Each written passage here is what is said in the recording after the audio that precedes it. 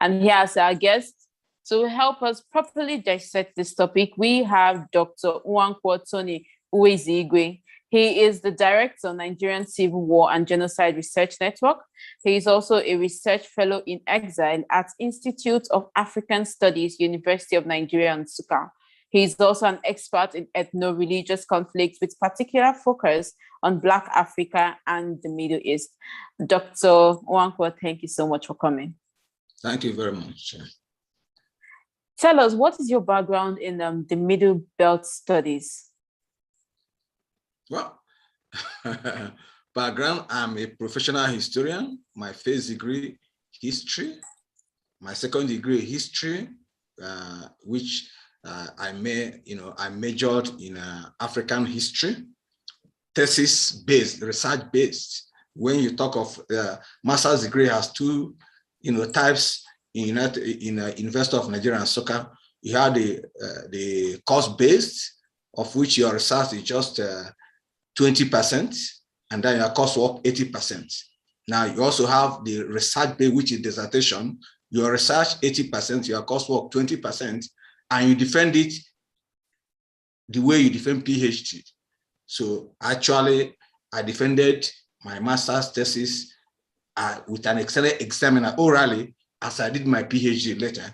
So within that matrix of my studies, I became an expert in Nigerian political and ethnic history.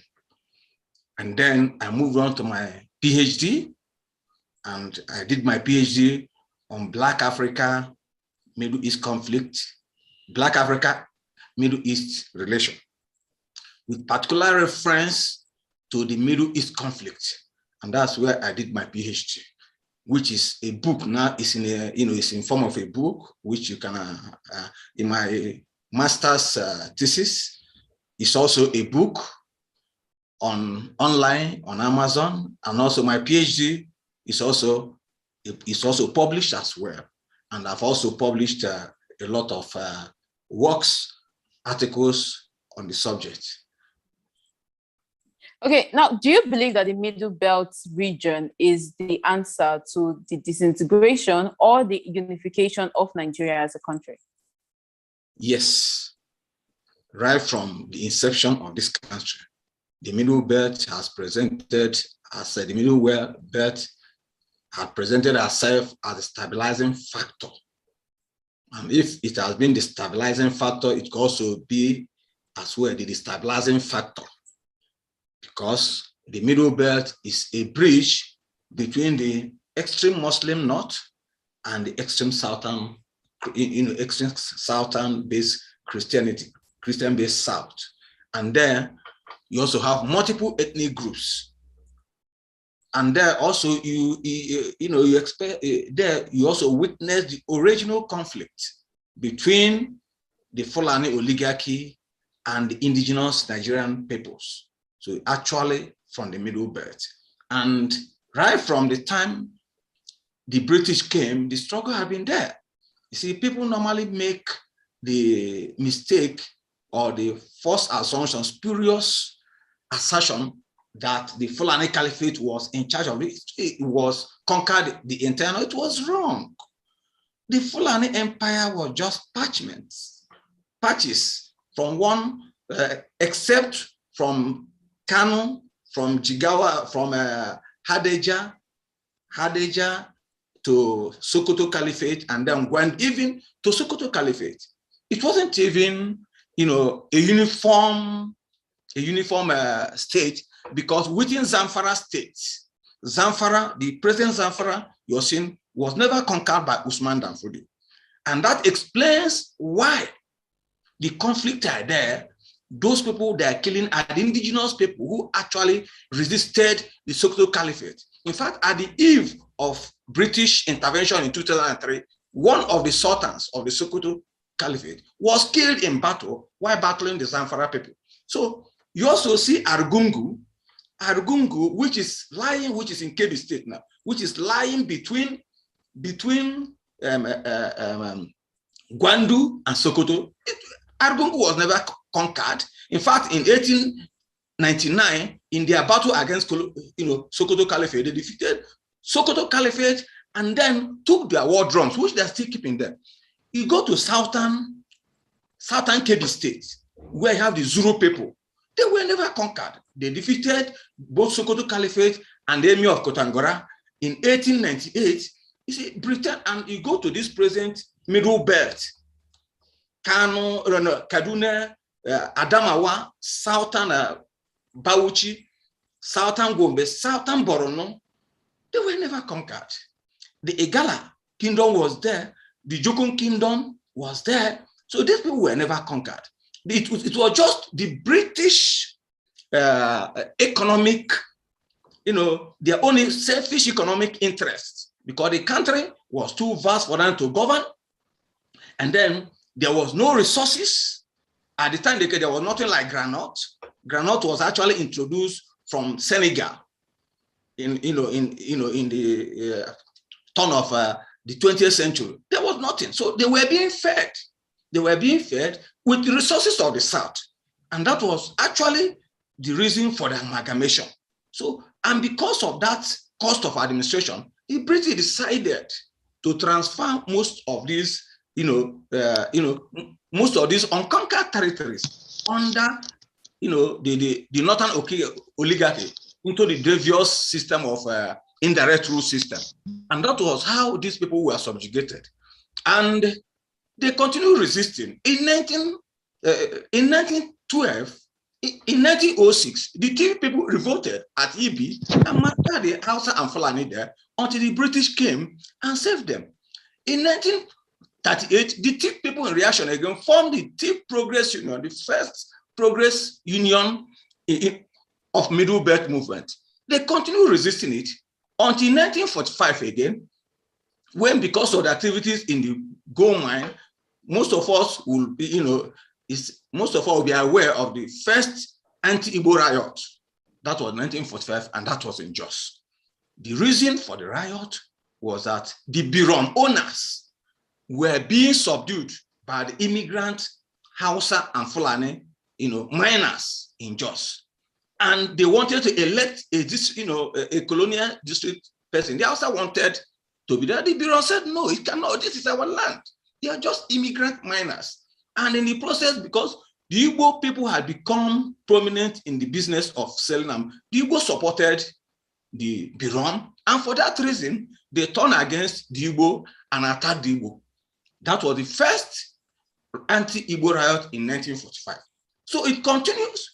They continue resisting until 1949, when a prominent member of Northern House of Affairs moved a motion to resist Christian missionaries in the whole northern region. And that was when they revolted. People like Obadiah Lot from Panshin formed the Non-Muslim League, and it was then he also started this the Middle Belt League in 1950, and from there the Middle Belt Congress now started up. And it also interests us to know that the Northern People's Congress, which now became the symbol of the Fulani ruler, political machine in the First Republic, was actually founded by a Christian, Dr. R.A.B. Diko, the first medical doctor trained by Anglican Church, Anglican missionaries in Northern Nigeria. He founded the Northern People's Congress, and he was the first president until the emirs gathered and said, how can a Christian rule us? And they forced him to step down the account that, he was working for the colonial government. And then Ahmadu Bello was put in there. Ahmadu Bello came in there as a compensation because he contested for the position of the Sultan of Sokoto and he failed. So in order to compensate him, they now asked him to go and lead the political party. So the struggle had been on. Even till independence, most of us knew about the political realignment in the First Republic, where the United Middle Belt Congress was divided into two. The other, the Jos part, the Jos provincial part, was under Solomon Lal. Solomon Lal took over from Lot, and they were aligned with NCNC. Now that's Gweled NCNC. And the United Middle Belt Congress in the Benue province, led by Taka, Joseph Taka, was aligned to Action Group. And the thief continued to, to reject that domination until even till after independence. Most of us who are conversant with history, we hear about the TV riot, in which a lot of them were locked up until Gowon took over and released them. And that was even one of the problems the Middle Belt had against Igbo, because Aguiyi-Ironsi refused, in spite of all pleadings, to release the 35 thief rioters imprisoned by Sardauna of Sokoto. So the struggle had been there, and it has continued. Even through Gowon's regime, they never, before, most people did not know how Gowon became head of state. Gowon was not privy to the coup that removed Aguiyi-Ironsi. In fact, during the coup, Gowon was put under house arrest by Murtala Mohammed. He was actually put under house arrest. So it was Akaga, Joseph Akaga, a thief man, that actually said, no, release him, said, told Murtala Mohammed, you cannot be head of state. We are in charge of the army. And Gowon being the highest ranking middle belt, middle Beltan soldier, the officer then, he was elected, he was put there. Gowon was put there by Akaga. And that was why Murtala Mohammed continued working throughout. Remember, during the Civil War, that because of disobedience, Gowon removed him away from the front after the Import Junction fiasco, when he was flatly defeated by the Biafran forces. And when Gowon questioned him, he attempted to insult Gowon. Gowon withdrew him and put him under signals. So unfortunately, he used his signals as commander of the signals section of Nigerian Army to plan and overthrow Gowon, even with the help of Middle Beltans. So that is actually, and it continues. You find that the Middle Belt have been in charge of the army. They've been in charge of the government, and whatever position the Fulani held today, it was the creation of the Middle Belt and the Southerners. The Fulani were not in the army. When Aguiyi-Ironsi came to power and was about to appoint the military governors of the 4 regions, there was no senior Fulani officer to take over the position. Murtala Mohammed was a captain. The highest person there was also a major, was a captain, Usman Katsina. Aguiyi-Ironsi gave Usman Katsina double promotions, from captain to major, from major to lieutenant, and appointed him on. The same thing. Okay. Let me conclude. When Murtala Mohammed died, the highest ranking Fulani officer was a Lieutenant Colonel, Shehu Yaradua. And because Obasanjo did not want to appoint Danjuma, his deputy, being a Christian instead of being a Christian, he promoted Yaradua from Lieutenant Colonel to Major General. So we made these people. Middle Belt made them. So that's the situation. Okay, thank you. Now, how can we save the Middle Belt in this era where balkanization is gaining momentum in Nigeria? First of all, yes, the Middle Belt. So the part of the problem we've been having actually came from the South, because the South have not been able to actually define the political configuration. Correctly define the political configuration of Northern Nigeria. They've been talking North. Even up to this moment, most people in the South classify all Northerners as Hausa, simply because Hausa language is their lingua franca, which is wrong. The Middle Belt has more than, has over 300 ethnic groups, more than the South. And they've been pursuing their self-determination right from time, as I told you. And the South has not been coming in to protect them. You remember when there was the Zango-Kataf crisis during General Babangida's regime? It was an Igbo judge, Okaribo, that was put there to sentence General Letwork and others. So to death sentence. So the problem is that they've not been having strong support from the South, and they've not been able to come together as one people and define their own identity. the proper. Okay, so tell me now, who are the Middle Belts? Which states make up the Middle Belt according to history? Yes, first of all, there is the geographical aspect of the Middle Belt, which also has some historical, or let me just say some demographic problems when you define geographically. When you are talking of geographically, we are talking of Middle Belt. You now talk of Benue State, Taraba State, Adamawa State, Bauchi State, and not Bauchi, Southern Borno, then Gombe State, Southern Kaduna, Southern, and of course Southern Kebbi State. These are defined as Middle Belt. But then they also have Kwara when we are talking of Kwara State, and then have Niger State. Geographically, these are defined as Niger states. But when you're now talking in terms of ideologically, you find that because of the presence, intervening nature of Muslims and Christians there, and the danger, and the problem or the pressure being on the Christian group, the Middle Belt, in terms of nationalist struggle ideologically, now became defined as the Christian, the Christian parts of this area. Now they became the Middle Belters. And you can see where you have majority of Christians there. You had majority Christians in Taraba State, you have majority Christians in Plateau State, Benue State, and then Bauchi State, Adamawa State. These are areas you have a majority Christian. Then Southern Kaduna, in fact, in the whole Kaduna State, if you actually carried out real unbiased population count, the Christians are majority. Because at the time Katsina State was created out of old Kaduna State, the present northern part of Kaduna State had only, they were left with 16 local government areas. 16 local government areas. 11 were of the southern Kaduna. Then 5 were of the northern Kaduna. And what Abacha did was to triple that, northern part, and gave them double constituencies, then putting them in majority.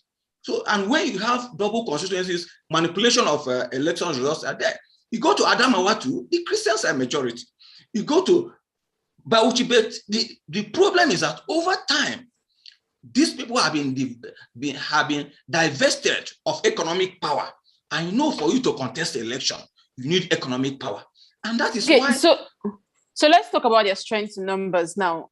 What do you think is their estimated population geographically, not ideologically? Well, I don't know I'm always very, very cautious in defining demography in terms of numbers, because since 1963, Nigeria had never had a credible population count. Everything had been on manipulation. Yeah, so I really don't want to say that. But then, when you judge the districts, when you go internally, within the internal configurations and the local governments, within the states, you know that the Christians are a majority. Even in Kaduna State, there are 2 other, when you're talking of Kaduna Central, Kaduna Senatorial Central, 2 other local governments there, even though they claim is a majority Hausa, Fulani, within the Kaduna Central, the 2 local governments in outside the Kaduna city itself are Christians, and they claim they are Middle Belt because they are majority Christian. In fact, if you even go to Kano, if you go to Kano State, the Tudunwada, Tudunwada local government in Kano, which has boundary with Saminaka local government in Kaduna State, they are Christian, they're majority Christians. They don't count them, they don't give them that position. And you can say about it that because of that manipulation, these people have been treated unjustly. I give you instances. Recently, not far ago, a traditional Christian chieftaincy title in Gombe State, over time, the owner have been Christian, it's a Christian majority local government They have been ruled by a Christian king. Recently, the governor appointed a Muslim as their king from nowhere. People protested and nothing happened. In Benue, in a Borno State, there was a time the chief judge, the highest ranking judge there was a Christian. But because he was a Christian, he was dropped and was not made the chief judge. Recently in Kebbi State, a woman, the chief judge, because the chief judge was a Christian, the chief judge is a Christian. He had the highest ranking judge there, who should be the chief judge of the state, is a woman. She was dropped and a Muslim appointed. But nobody is talking about this. Okay, so you're saying that one of the major divides in the Middle Belt states are their religious divides. That is, Middle Belt is defined religiously as Christian now. That is the basis of their own nationalism. That is the basis of their own ideology. Why the rest not the Fulani-driven upper north and Nupe Muslims define their own nationalism in terms of Islam. So within the Middle Belt setting, the basis of their nationalism is Christianity. Okay, now let's look at the state of affairs in Nigeria. The Middle Belt states have suffered insecurity like most states in Nigeria. How do you think we can rescue the Middle Belt and strengthen them?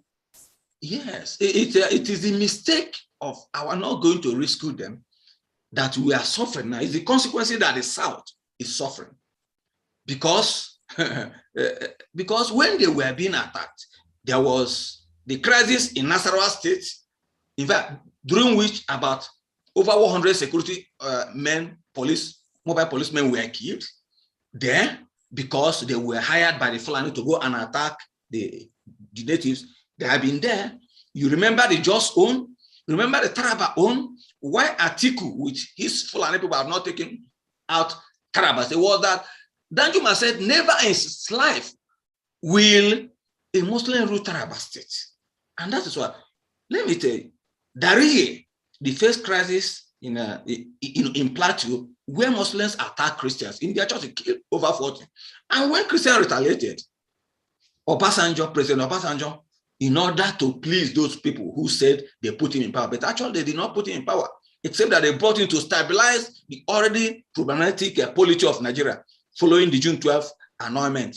So, but because in order to please them, he declared state of emergency. And today, Darie is in prisons, serving terms of imprisonment for corruption. In Yemen, Reverend in Yemen, Jolly in Yemen, former governor, is also in prison. Are these people, were they the only corrupt people during their regime? The problem was that these people were staunchly opposed to this Muslim domination. And that's also why they climbed them into detention. And nobody's talking about that. People moving, other leaders are just moving along their way, like Lalong. They want to have their records as governors, embezzlement, and then eating money without thinking about their future generation. And they're killing their people. So the basic point where we can come in is intervention. The South, that has the economic power to confront the North, has not been investing politically. But the Fulani have been using our money and been investing in the South politically and establishing stooges like like among the Igbo, you have stooges, someone like Ojo Sokalo, you see all of them. You are governor, Imo State Governor, Hope, Usodema. These were the people that were implanted there. That is political investment. In the West, in the Southwest, you also see them investing politically with false promises. Governor of Ebonyi State, they promised, oh, we make you president, and he moved in. Governor of, Governor of Cross River, oh, we promise you, you'll be governor, you'll be president, and we just go in there. Whereas the South has not been invested. What is political investment? We talked about the case of Jews in the United States of America. That today, everybody who wants to, who actually wants to become the president of the United States must make it a point to address the IPAC, the American, Israeli, Progressive Association. They must, because of the power of the Jews, because of the ability of the Jews in the United States to call the shots. And then we have businessmen here, politicians who had money. You cannot go to the north and say, look, Kaduna State, it is the turn of the Southern Kaduna people to produce the governor of the state. Now we are investing money to you. And when you put their people there, you also protect yourself. Because when there's conflict, then they will now know they will protect Igbo interests. You don't reap where you did not sow. That is the point. And now there is crisis. And if the Fulani people know that the Igbo people are in alliance, that they've invested in these people's political growth and their political alignment, they will not recklessly go and start killing them, because they know that those people who invested in their political development will also come physically to protect them. And then the other one is that now the Muslims have been, the Sokoto, the Fulani in particular, have been able to clandestinely, network all the Muslim groups in Nigeria today, giving them the false impression that the battle in Nigeria is between Christians and Muslims. While at the same time, telling the Igbo, you can never be trusted by the Yoruba, telling the Yoruba you can never be trusted by Igbo. And when we are fighting dirty over our ethnic identity in the South, they are using Islam to do what? To tie over their, their group, tie them together against us. So the first of all is that we must, when Adolf Hitler said, when you bring physical solution to a spiritual problem, it is merely defensive. If for you to bring a spiritual solution to a spiritual problem, you must apply what? A spiritual solution to it, and not physical. And when you are dealing with Fulani people who are using religion and you are using ethnicity to fight them, you are wasting time. When they apply religion, you also apply religion. Because I know if without the support of Christians in the South and the North, no Fulani man can be president. Buhari became president because of the massive support given by short-sighted, myopic Christian leaders in this country, including people like Pastor Bakari and a lot of them. And today, all of them are regretting it. Okay, remember that you can join the conversation simply by raising up your digital hand, and I'll try to accommodate you. I'll try to accommodate your questions and comments as much as time permits us.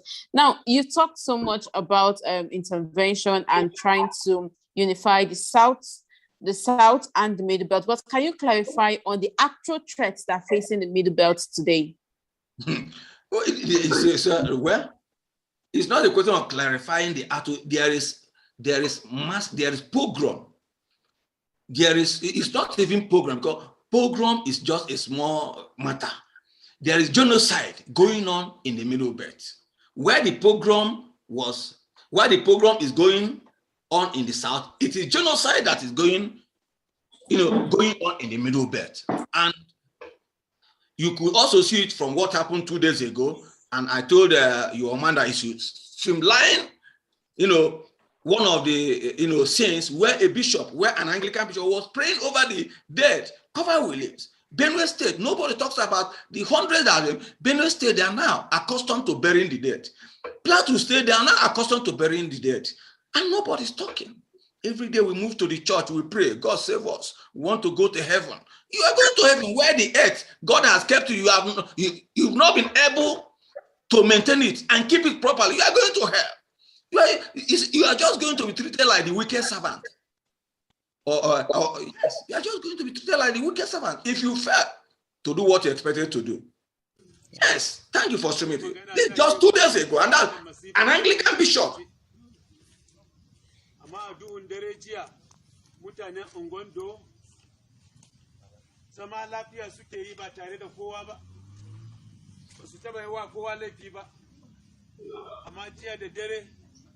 An shigo mana Angondo, an kashe mana mutane ɗaya har zuwa 16. An jima waɗansu rauni, muna son duniya ta sani. Ni mun magana sai a ce karya muke yi. Ga gawaki nan guda 9. Waɗanda ba komai suka yi wa kowa ba, amma mai da su gawaki yau.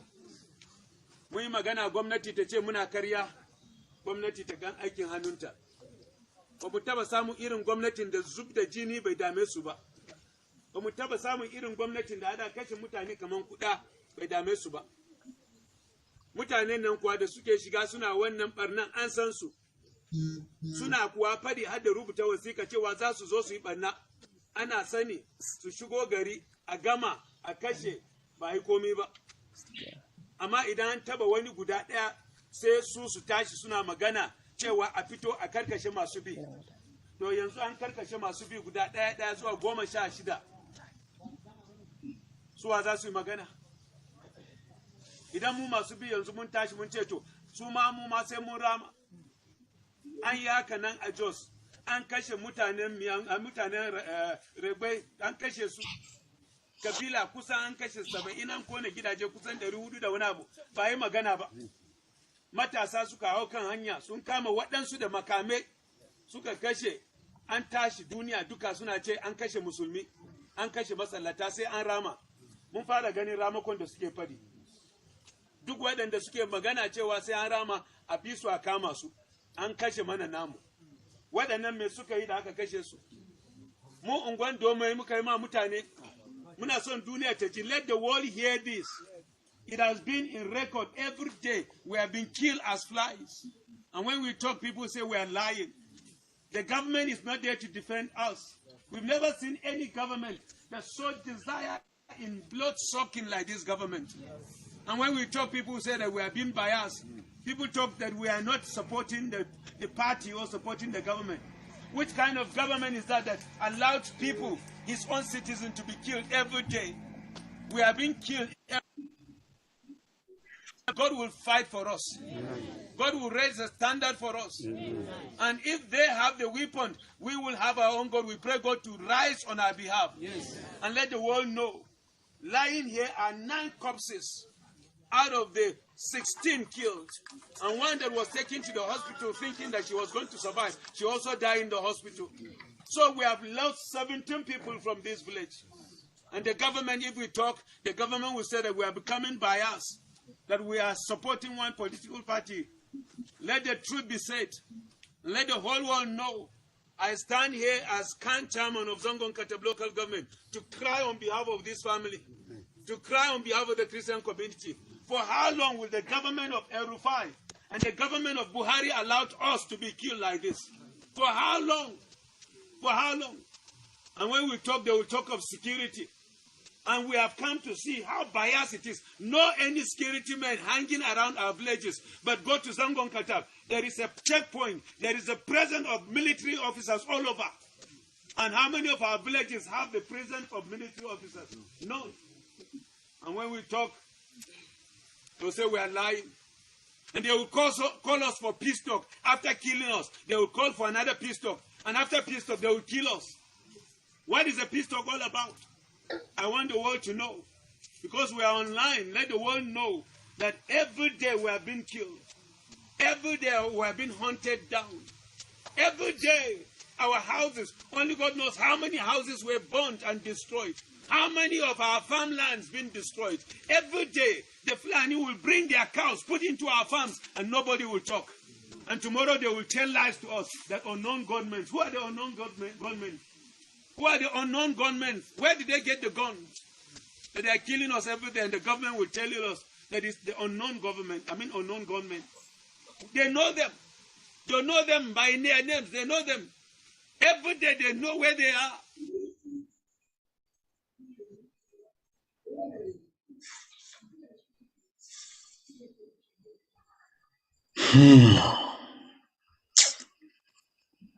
Well, that was a very, very moving video. Thank you so much, Elumba Television, for sharing that. Let us try to go back to our guest. I mean, this is just a typical example of what our guest is talking about. Dr. Nwaezeigwe. Yes. Doctor, are you here? Yes, I'm here. Okay. Before the screen sharing, I know everybody's emotions are up right now, but let's just try to go back to the discussion. Before the screen sharing, you were talking about how the South can invest in the Middle Belt. Now, what part of the Southern region are you talking about? The Southeast, the South-South, or the Southwest, or you're talking about the South in general? I am talking both the South-South and Southeast and Southwest. But then the Southeast has the potentials of investing more, better. Because over time, the Southeast, the Igbo in particular, has suffered the same pogrom, even riot in the North. If it has happened in the state capital, the Igbo should have been the target. So the Igbo and the Middle Belters are sharing the same experience. And when you are suffering, when two people are suffering the same thing, they have to unite for the same common enemy. Every time the Igbo people's shops, their businesses are destroyed in the upper north, among Muslim areas, no compensation, nobody has ever been brought before the court of law to be punished. We had situations where an Igbo woman from Imo State was brought out from her shop and murdered life under the pretext that they saw her clearing the buttocks of her baby with a Quran, which was false, and nobody talked about it, nobody. So the Igbo in particular, because when you are talking of Christianity, the Igbo people are actually the drivers of Christianity in Nigeria. Because wherever the Igbo man goes, after his ethnic association, the next point of identity is his Christianity. And that is why the Fulani, both their government and the people, are targeting the East to do what? To demobilize them. Because they know once they demobilize the Igbo, the Middle Belt and other people will also be demobilized. Because the strength behind Christianity in this country lies with the Igbo. So the Igbo have to take the lead. When the Igbo takes the lead, the South will now come in with their radicalism. Because the problem is that the Igbo leadership are institutionally conservative. And that has been the bane of the Igbo problem in this country. When one person will be promised, we make you president, people like Ojo Sokala, he will carry all resources and moving. Rocha Sokolocha is even talking about building a university in Katsina State. Why they're killing his people? Why is there? Is it because I don't know? So we really need a young, a reemergence, another set of Igbo youths who understand the intricacies of history, who really understand the historical the ugly historical experiences of their people, who also clearly conversant, clearly conscious of the present crisis, to drive in and build a cogent bridge between the Middle Belt and the South for self-defense. The other time, Benue State had this year alone, Benue State had buried over 100 people, and the federal government never took action. And then when they killed about 26 of Igbo indigenous in Benue State, the only thing Umaiku would tell Governor Otto was that if you cannot protect our people, we take them to Abia State. We take them to Ebonyi State. Was that supposed to come from a sensible leader? You have not even talked about, look, Ebonyi people have been killed, farmers have been murdered severally. Benue said that you have not even tried to meet your colleague. My brother Autumn, this is a common problem. How do we solve it? They're killing your people, they're killing my people. And the next thing, the people killing you now came and told you, look, we make you president if you join us. And you join them. And Ebonyi State people don't know. Ebonyi State people are being mortgaged because they are taking Sukuk loan from Saudi Arabia under the guidance of the federal government. So they are being mortgaged. The same thing, Nigeria is being mortgaged today. Most of the loans being taken are from Islamic banks under Sukuk. And that is why they're introducing this idea of toll gates. And when the president is talking about, when the president spoke about grazing grazing tracts or grazing field, he was talking in terms of that Sukuk bond, because Sukuk bond is not interest free. It's not interest free. It's joint ownership. For those who understand what Sukuk bond is all about, when you take loan from Arab bank or or Islamic bank, of which Nigeria is a member, being a member of OSC, we take it under Sukuk. It is joint ownership. It means that the Saudis, the owners, the Muslims have power to construct mosque on the way. They have also right to also do everything on that road they help you to construct with that loan, because it's joint ownership. That is the danger most people don't know we are going through. Tomorrow, they will say, we take this loan. National Assembly will just go around and take over the loan. And people are talking, and when you talk of our GDP, they will, oh, we are $2,000, $2,000 per capita GDP. But that is gross. When you bring out the net, you find that Nigeria is even below $20 per capita income. When you add up all the loans being taken by federal government, and we're just watching. People are interested in what they put in the amount today, and that is all. Right? Big cars, build houses, big titles. Well, I'm chief, I'm governor, I'm senator, without thinking about your future. It is better. You see, when Israelis are going to war, they're not going to war because of the people living. They're going to war for two things. First, so that what happened in the past will not happen in the present. And secondly, so that their generations will be spared, not them. They're ready to die for today because of the coming generation. And until we develop that spirit, we are not going anywhere. We're always thinking about the product. And that is why throughout Africa today and throughout Africa, most of the countries, 50% of our people in these countries are engaged in cyber crime because they want to make money quickly. You go to the prisons, most of them are because they want to make quick money. Quick money. They're not thinking of tomorrow. They're not thinking of their generations. It's just to have that money. Until we bring morality into our money making, then the idea, the spirituality guiding our nationalism.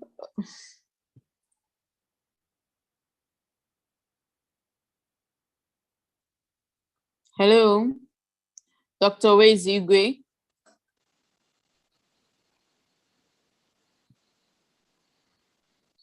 Okay, I'm sorry. My network was interrupting.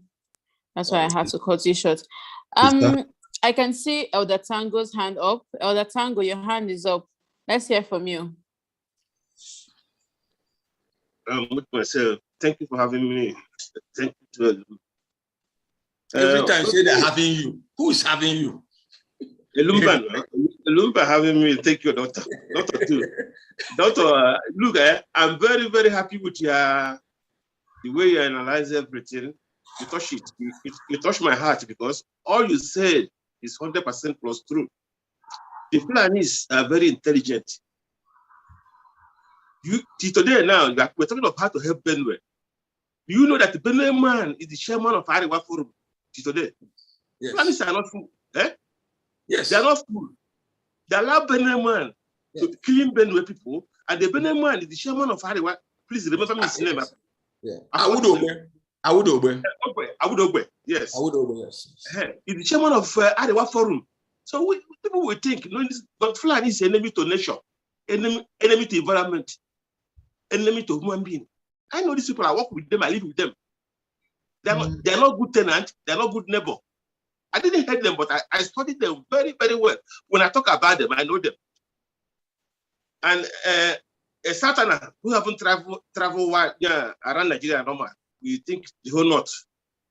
The Hausa people are very good because I grew up in Onitsha with Seriki Hausa family. We are family friends. The Pia Hausas that time. We are very good friends. These people are very good. Okay, I still move out. By time of my service, if you go to the north, do you know Zulu? Nobody talk about Zulu now. Yes, in Kebbi State. These people, these Budobudi people. I remember their name again. I will call it. Yes. Plateau, we are talking now. Plateau. Dakakari. Yes, in Zulu Emirates. Yes. Angas, Shosho. This is the one from Shosho tribe. All these Plateau have different language, different culture. And most of them are Christian, as you said. Coming down to Kaduna State, Zaria, there you see Hausa. They also emulate in Zaria, they weaken it. Coming down to Southern Zaria, thank God to this smart news, internet. They have been killing this Satan Zaria, Kaboro Kafanshine. When there was no internet, we can't see all this we're seeing now. They have been fighting them. I think you know how they bring any of one emir in Kafanshine, how emir Kafanshine take place. All this is half history. These people have been fighting for this people for long, and they have been defending themselves. But the problem we have that now everybody is a victim now. So, like if it's in an army, you will situation bring coup. When the country is in hardship, any coup plotter will have support. He will come as a messiah.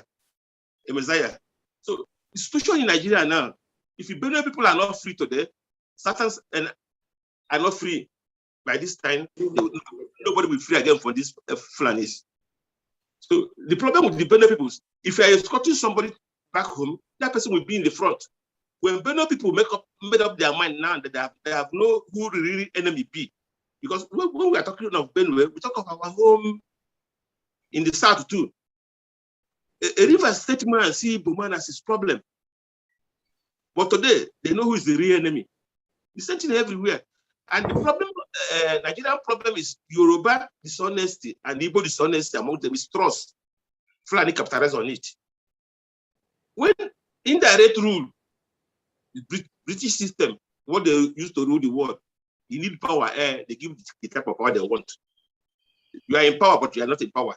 When Fulani come, they will plant an agent, give him every money, tolerate all his evil. Whatever you do is good. But they are falling all down for him. Yes. Till the raining day. So any day he go out of use, they will bring everything. It can be eating billion, or it can be doing any evil. Fulani will be keeping it in the safe, in archive for you. So far you are still useful. Any day you go off track, any day you try to, now let me defend my people. Let's hear from someone else. Thank you. A minute. Then, so what we do now is how to help the middle belt is that the more awareness we will build. When we build up awareness, we know really, because a doctor doesn't cure sickness, don't know the cause or the reason of the sickness. These people understand now really what is the problem. Then we go to solution. The problem now every Nigerian now have. That's why when I talk of now, the kind of people say I do love it, because awareness is created. People will not create it in 100 years to come. That's my take. Thank you so much, Elder Tango. Now, someone sent me a direct message, and it's a question for the guest. The person said, that's Beatrice. Mr. Beatrice said, I find the speaker to be very knowledgeable about the subject. What is his understanding of the old Kwararafa kingdom in the Middle Belt? Can we use it as a point of reference when we talk about our unity in the past? Thank you. Dr. Nwaezeigwe, that question is for you. Did you hear me? Okay, thank you. Yes, it's Kwararafa kingdom was actually a very, once the largest kingdom in the north, because when you're talking of Kwararafa kingdom, you're talking of the Jukin kingdom with Wukari as their headquarters in Taraba State and with the Akuka as their traditional ruler. In fact, at a point, they conquered up to Kano. If you go to Kano, if you read Kano Chronicles written in the 16th century, 16th century, Kano Chronicles will give you accounts of how the Kwararafa conquered Kano State, invaded them and destroyed them. So Kwararafa, in fact, if you look at the present Igala kingdom, the first stage of Igala kingdom after the traditional Akpoto was Benin, was actually Benin dynasty that even gave them the Atta title by Aji Atta, a prince of Benin kingdom. Later, the Kwararafa invaded the Igala kingdom and conquered up to Nupe, that the present Atta dynasty is of Kwararafa origin in Igala. So the Kwararafa was actually dominant. So, and if they can use it as a point of a point of unity, it will be very, very well. And that was why I was not happy with Boni Haruna when he was governor. When the king of Bachama people, which is the Bachama are one of the largest ethnic groups in present Adamawa State, and when the Fulani people were erecting mosque close to his own palace, and he protested. What his own son, who was a governor of Bonihara, was to demote him and then exile him because Atiku ordered him to do so. So we also have problem. We have problem with these our leaders. Rekiatu Samson was only Christian, only woman in Bauchi House of Assembly. She was suspended because she asked a question: why should a woman come there and but she was elected. And when she was suspended indefinitely, no Northerner, no Christian in the whole country came out to defend her, except Orisha Jeffo as camp president was talking, and nothing happened. So oftentimes we have problem of not coming together to defend our cause. But the Fulani people will always do that. Look at the criminal. What is it? The policeman of which people what's his name? Abakiare. Look at him. Even though you could see his internet, his cyber crime was clear as reported by FIB, and yes, some Fulani people are still defending him, getting lawyer for him, and so on. Think if I were the person, will I still be in Nigeria today? They should have packaged me straight away to the FIB in the United States. That's their plan. And we've not tried because of our lack of historical knowledge. It's not just having historical knowledge, but ability to apply your history for the present, for the interest of the future. We cannot do it. Unity. Okay, thank you so much. Most of our problems are our Christian leaders. Whether you're a Roman Catholic, you're a Protestant, you're Anglican, you are a Pentecostal, you are selfishly oriented. And you are selfishly oriented until you bring yourself down to the original visions of the European missionaries that brought Christianity to us, which is selfless service. We never see the right of way. And for us to do it, thank you. We have to bring these our church leaders to their toe first for us to move, because they are the people who have the ability to talk to people every day, every week in their churches. And they continue telling you about money in the present and eternal life in the future without thinking of how your security is determined in the present day. Thank you so much. Let us call the next person. I can see Njenje Media.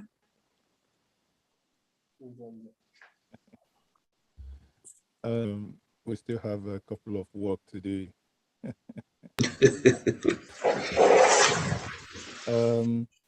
Thank you, everyone, and welcome to this evening conversation. Having listened to Sorry, can you hear me better? Yes, we can hear you. Please go ahead. Sorry. Pardon me. My bad. Okay, can you hear me now? Yes. Okay. So having listened. Turn out fire this light too. At the chop come. Sorry? Yes. Okay. So having listened. Turn out fire this light. Okay. Sorry. Sorry about that interruption. Now, having listened to all, I must say what first. Odogwu Ibuzo. I agree with you. I agree with you. You've done an excellent job there, laying the foundation. Now, I think the problems we all know. We all know about the program of before the war. We all know how what happened during the war. All these things we know. Now, Louder. The time has changed. So time, like I said, time has changed. And because time has changed, the realities are now different. And because the realities are now different, the approach to solving the quagmire we have today is now also different. Having said that, what do I mean by that? We have a situation where the part of the title to this evening conversation, well, I agree with the first part, but not in unnecessarily agreeing with the second one, where he says, save the middle belt to save Nigeria. I mean, I agree with the first one, save the middle belt. But I can't save anyone who doesn't want to be saved anyway. So, and having said that, I would say that the middle belt, as Tango said, Pardon me, but I must say this in my lingua franca, which is onye nsị na-akpa na-ebu ụzọ.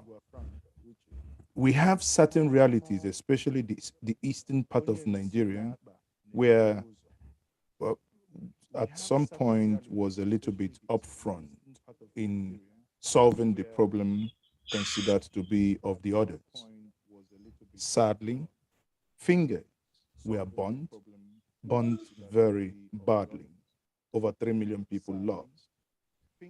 Bearing that reality in mind, yes, new frontiers must be opened. New friends must be made. In doing so, we want also, I would say part of the solution will be calm to be led in that. You know, I know we are doing a lot and enough at the background.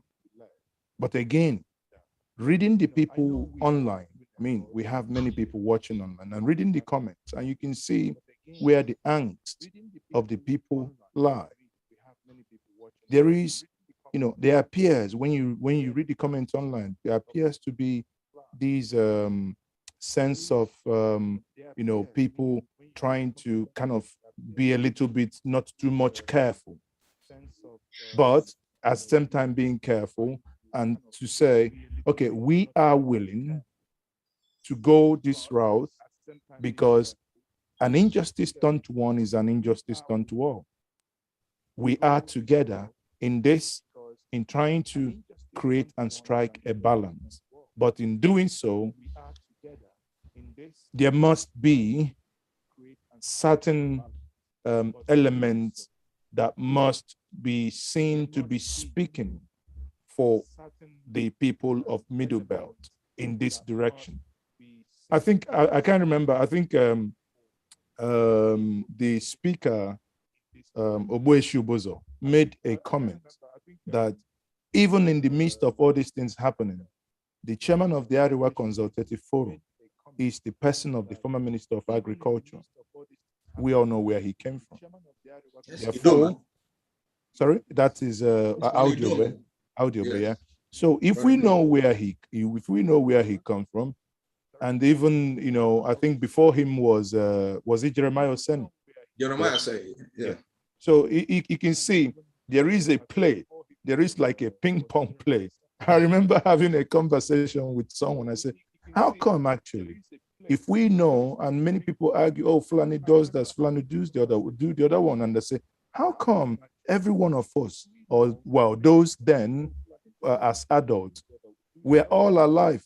The 12 state creation happened and was created by someone who ought to also know he was being used.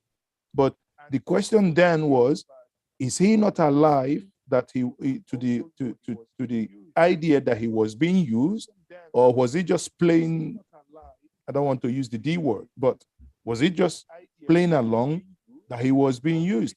Why is it that only when after the deed has been done, damage done, that we started crying?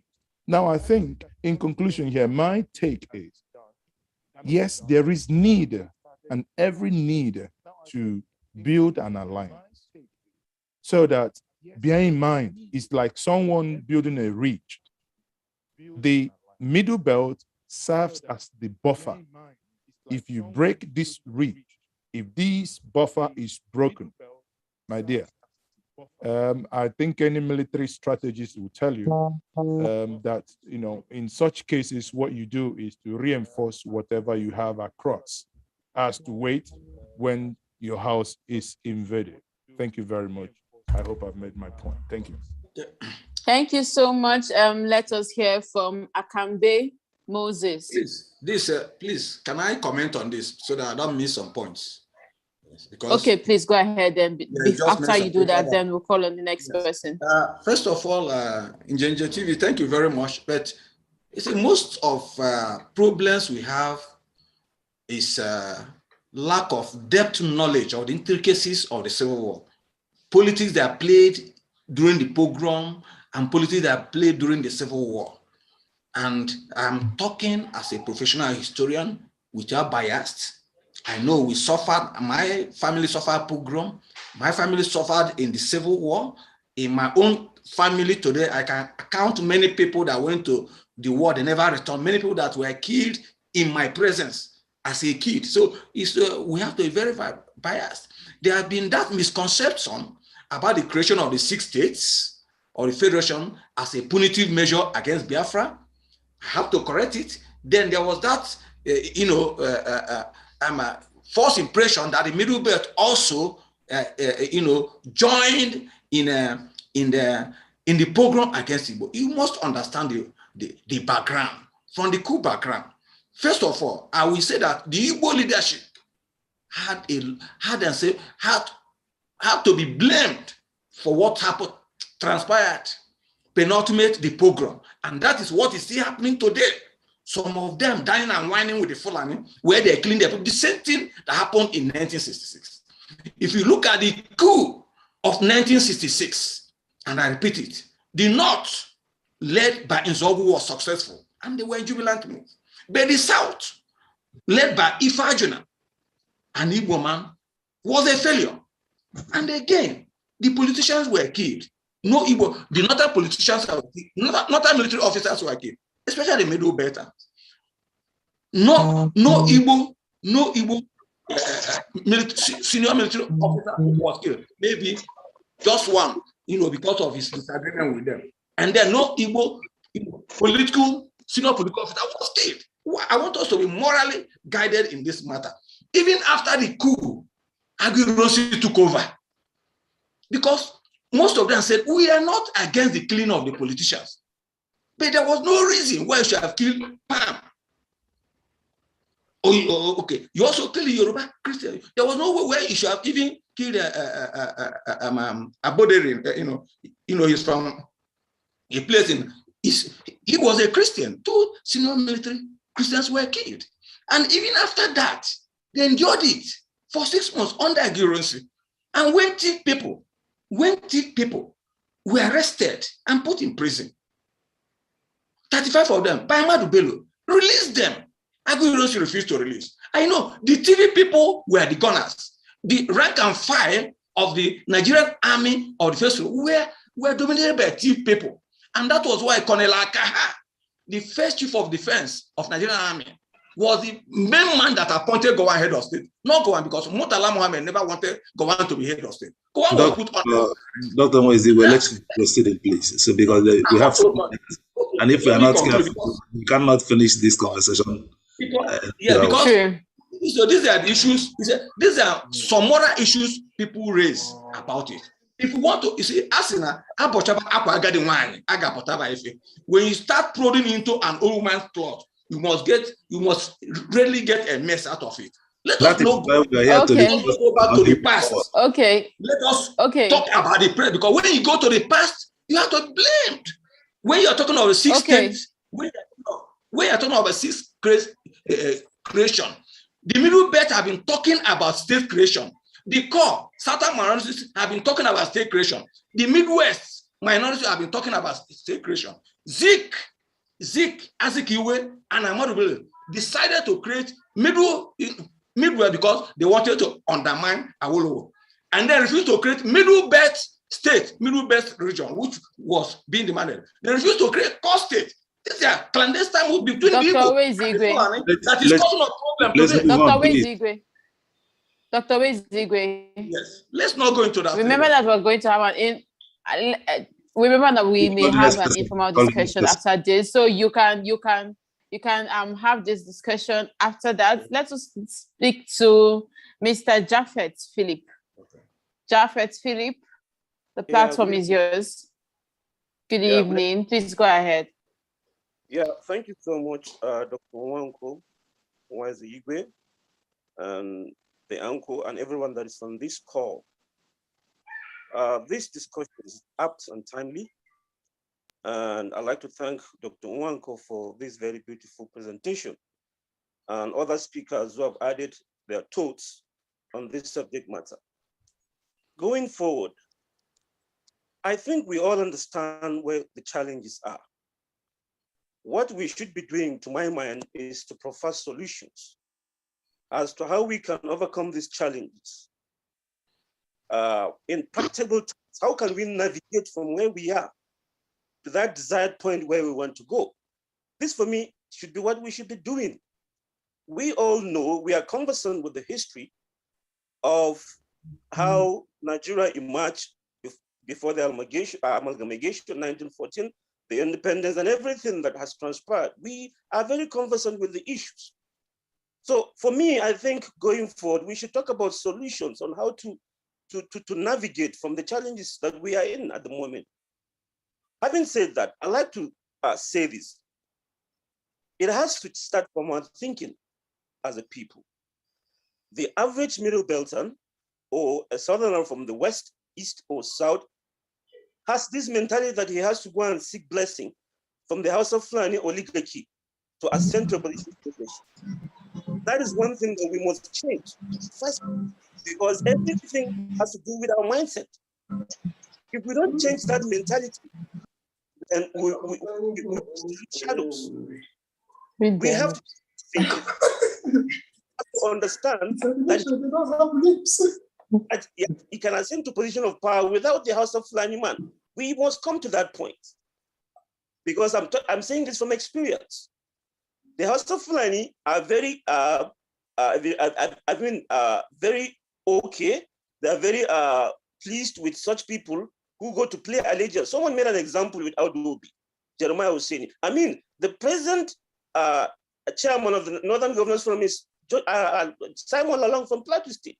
But I mean, what are we talking about? So first of all, we must change our thinking to come to a place where we agree that we can achieve everything without the House of Fulani man. That's one.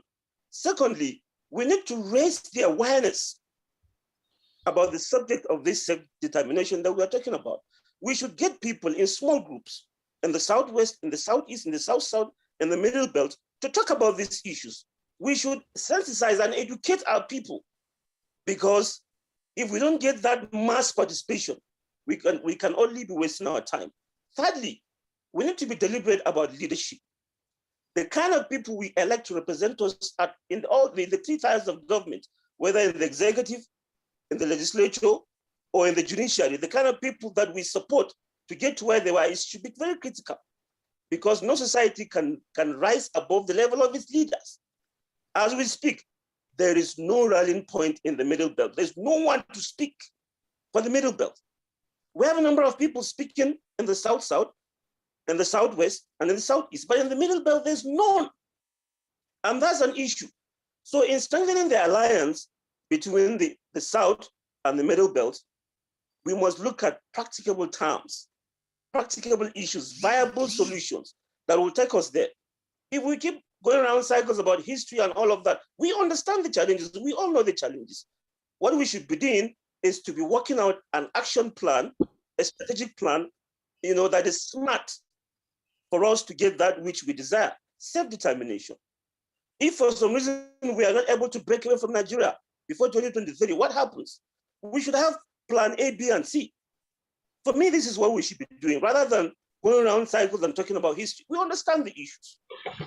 Practical solutions that we proffer so that we move forward. Thank you so much. Thank you so much. Thank you so much, Mr. Philip. Let us hear from Mazi Okoye. Mazi HTM Okoye. Thank you. You are the next person on my list. Thank you, Augusta. Please let us try to keep our submissions and questions as brief as possible so we can round off the program. Yes, go ahead, Mazi Okoye. Thank you. I just want to make a small observation. When we have conversation like this, especially a political conversation like we're having it today, it's important to be mindful of the terms and try as much as possible to emphasize properly what we are talking about. We in the Southeast, we are not looking to help the Middle Belt. I've heard some people say, okay, how can we help the Middle Belt? We're not looking to help the Middle Belt. We are looking for allies. We're looking for for mutual help, mutual, everything got to be mutual. It's important to emphasize this so that people don't think that, okay, they have some kind of upper hand against the other. That's not how politics works. We've got to make sure that we define that they are allies, they are our allies. We're on equal terms. We're on level terms when it comes to what we are pursuing. When it comes to what we're pursuing, that's the small observation that I want to make, so that those at the middle belt wouldn't feel like those at the southeast are trying to lord it over them in terms of help. Nobody's trying to help anybody here. We're all in it together as one entity, as an allies, try to forge a path forward. Thank you. Thank you so much, Mazi Okoye. Let us hear from Paul Y. Paul Y. Good evening, everyone. Thank you very much Good evening. for organizing this, and thank you for having me and giving me this opportunity. When I saw the call to come on this platform, I came with eagerness and anticipation, and my understanding of, just like Okoye has just said there, I'm not going to repeat what he said, but I think it should be understand the middle belt rather than save the middle belt for me. I always love to listen to historians, but I also, even though I'm not a historian, I understand that when historians talk, they say something about a school of thought, or because every historian has his different narrative of maybe the same story they're talking about. So we are looking for solutions to save Nigeria. We, the indigents of Nigeria, want to take our country back. This is my understanding. Now, having said that, I want us to understand that the middle belt, the complexity of the middle belt is so enormous that, the total nationality of Nigeria, the diversity of Nigeria, most of it is concentrated in that middle belt. For example, I come from a town called Kwe. If you go 2 miles down the road, they are speaking a language I do not understand a single word in what they're saying. And that spreads from Southern Kaduna, Plateau, Taraba. You have small nationalities like that. I call them nationalities, not tribes. So we have been sold a dummy for a long, long, long time. Because of the diversity in our language, these people that we are now having these issues with, they have got a unilateral, they have one single language that they use. And when they have an argument, they go to a place they call a Zaure. Zaure means the forecourt of a palace somewhere. And within one night, they will solve all the problems that the Hausa Fulani people have in the whole country in one sitting, in that Zaure sitting. Because they have one religion, they have one language that they speak. And they go to their mosque, you can't come there. You have friends who are Muslims, you can never go into their sitting room, but they come to your house and sit in your sitting room with you, your wife and your children, but you will never go into their house and sit with them. So you will never know what they are talking about. They have sections in their houses where different kind of people can go. So we are looking for alliance, as my brother there said, and you don't put somebody you're seeking alliance with in a position where they will have to defend themselves. Because every narrative you bring to a conversation, people have different narratives of the same conversation that you're having. So they're seeing it from different angles. So let's not try and put people in a position where they have to explain themselves or defend themselves. Most of us, like the gentleman before Okoye spoke, we know the problems. So they have been working for hundreds of years. We are now trying to figure out how we are going to start working together. So your knowledge, sir, should help us in that guide. How do you think, from your bank of knowledge and understanding of these situations, the Igbo who is a little bit wary in terms of trusting the middle belt person, and the middle belt person who is not quite sure how to come back after the Biafra situation, because we were used to kill the Igbos. We were used to fight the Igbos. So we've now just realized that. Our children are just beginning to realize that a Calabar man is different from an Igbo man. A River State man is different from a Calabar man. We didn't know that in the 60s. So with your history and your knowledge, how can we now bring ourselves to a point where we say, look, brother, I'm sorry, I was used. I was sold a dummy. I was a champion of the Arewa situation without knowing. I didn't have to read history, I lived it. I schooled in Katsina, I work in Nigerian Television Authority. I've been with them almost all my life. But also on the other hand, Carlo James from Nsukka was like my mother's second son. During the Biafran War, we had to find a way to get all the Igbos in my hometown back home. The chief of my hometown actually traveled with them to make sure they got home well. So all these things are stuff that we know you can come with your own narrative, but the aim of our meeting here now is to find a way to say, listen, we got it all wrong before, okay? The Igbo man, the Yoruba man, the Hausa man, they are the major tribes. But the middle belt is the glue, to my understanding, that's holding Nigeria together. Even though we have never really understood this, if we start to understand that and work together, like I say, I'm not a historian, but this is the picture I have in my mind of it. Without going into any detail and start arguing with anybody about the narratives that I understand it. So we are looking for a way to put the mistakes of the past behind us and start to work together. So I would have thought that it is understand the middle belt so that we can work together. And there are traitors in every nationality in Nigeria. The Igbos, the middle belt, the Yoruba, the Hausa, they are traitors. All right. And they are always going to be traitors. So we will find a way to work. Thank you. Thank you so much, Mr. Paul. I saw Eli's hand up, but it seems we've lost him. Mr. Eli, if you're still here, the platform is yours. Is Thompson still there? Thompson again? Thank you. Okay, go ahead. Mr. Eli? Mr. Eli? Mr. Eli, if you're not here, we are going to move on. I can see you as part of the participants, Mr. Eli Elisha. Okay, seems you've changed your mind about contributing or asking a question. Let's go back to our guest, Dr. Nwaezeigwe. Is Thompson there? Thompson, call Thompson, please. Mr. Thompson, are you here too? Okay, Eli Elisha is raising up his hand again. Mr. Eli, your hand is up. The platform is yours.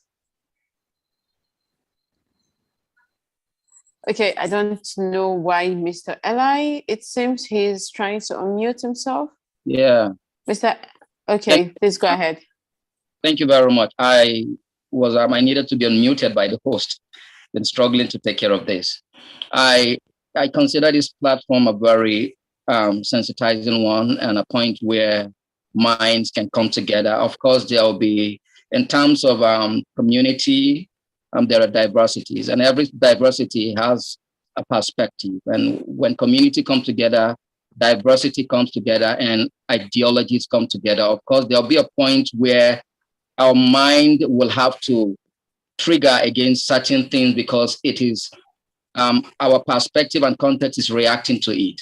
And I really appreciate the fact that this platform is put on a non-biased perspective because we are looking for a way forward. However, there are more to this forum that I think would rather help the preaching of this of the advocacy for the salvation of our country in Nigeria. And this has to do with all rounding, because from this level, it is not just about the proposition we are given. The thing is, Nigeria has been marginalized by certain class of people. And until these people are broken down, whatever we say here will not go beyond the media. And Nigeria is a problem that was constituted by elites. Most of the people will know it. We feel it, we see it. It's a narrative that is already affecting not just generational perspective of the land. It is more geographical, but we are more concerned about the geographical issue of our country. We are not talking about the generational perspective, how we can incorporate younger people into what we are carrying and preach this down to the lower class. And in as much as this forum is very important, I think it's all about ideology, and we need to reconscientize the minds of our people and our group and our community. I can't go to the Yoruba land and start talking to them. I can't go to an Hausa place and start talking to them. We are all responsible to start reorienting our people from the past mistakes, because it's important for us to know where this mistake came from, and we should be well informed to educate ourselves instead of pointing, accusing fingers and start raising blame. This forum is not for blame game, but we should be more attentive. And at times it could be painful when we hear someone speaking against my context. But I think this is the time that I need to be more sensitive to know what this person is saying. Do I have is my context having a part to this problem? If it is having a part, what role am I supposed to play down in my own context so that such ideology will continue to grow? And by so doing, we will start talking across Nigeria. But if we don't learn to pull back and start thinking about this issue in our context, even if we come on the round table like this, ideologies will always clash. So I am of the opinion that as we hear, let us take a retrospective how to deal with this issue from our own context, addressing issue, and start, because it's an ideology that is constituted in the Nigerian's mind, is ruling over us and is creating a divide. Thank you so much, Mr. Eli. This. Thank you very much. Thank you so much, Mr. Eli. Let us hear from Mr. Pamson. Mr. Pamson, are you there? Okay. Yeah, I'm here. Please go ahead. Okay, thank you. I think the historical perspective is very enriching. We need to ask ourselves, why did Americans went to Afghanistan in the first instance? The Bush then are very clear that they need to take the war in America.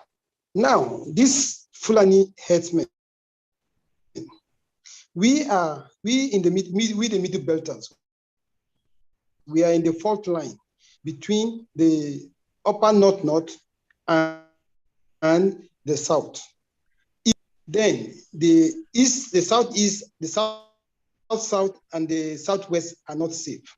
So it is clear that we need to stop the advancement of these people, and right from where the fault line is in the middle belt. So we need this cooperation. We need this understanding between the middle belters and the southeast and the south-south in order